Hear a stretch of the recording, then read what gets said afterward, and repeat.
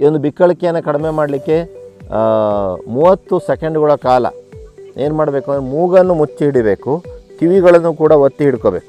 So ಕಿವಿಯನ್ನು ಒತ್ತಿ ಹಿಡ್ಕೊಂಡು ಮೂಗನ್ನು ಮುಚ್ಚಿ ಹಿಡ್ಕೊಂಡು ಬಾಯಲ್ಲಿ ಉಸಿರಾಡಿಸ್ಬೇಕು. 30 ಸೆಕೆಂಡ್ಗಳ ಕಾಲ ಇದನ್ನು ಮಾಡಿದಾಗ ಬಿಕ್ಕಳಿಕೆ ಇಮಿಡಿಯೇಟ್ಲಿ ಕಡಿಮೆ ಆಗಲಿಕ್ಕೆ ಸಾಧ್ಯ ಆಗುತ್ತೆ. ಹಾಗೆಯೇ ಸಣ್ಣ ಸಣ್ಣ ಶುಂಠಿಯ ಚೂರು ಹಾಗೂ ಸೈಂಧವ ಲವಣವನ್ನು ಜಜ್ಜಿ ಅದನ್ನು ತಿಂತಾ ಸ್ವಲ್ಪ ನೀರನ್ನು ಕುಡಿತಾ ಬರಬೇಕು. ಇದು ಕೂಡ ತುಂಬ ಸಹಾಯ ಆಗುತ್ತೆ.